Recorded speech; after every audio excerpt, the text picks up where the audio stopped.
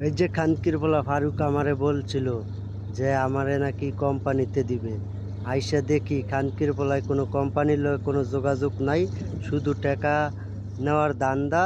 রুমের ভিতরে আইনা আটকায় রাখে, মারধর কইরা টাকা পয়সা মানুষের কাছ থেকে নেয়, আর খাওয়া দাওয়া কিচ্ছু দেয় না। আরও উল্টো মানুষকে ব্ল্যাকমেল করে, বলে আমি তোমাকে কাজ দিছি, বাড়িতে বলো যে কাজ দিছি। এইটা বলায় মানুষকে অত্যাচার কইরা, আসলে কিন্তু সে কোনো কাম কাজ দেয় না। যারা ওই আসতে চান তারা যাইনা শুইনা আসবেন, এই মাদার সুদের পাল্লায় পইরেন না। আসলে এই খানকির পোলাকে খুবই একটা মাদার সুদ, কী করবো ভাই, আসলে বইলা বুঝানোর মতো আপনাদেরকে নাই। তো আমি আপনাদেরকে এইটাই বলতে চাই, এই খানকির পোলার কাছে কেউ আইসেন না।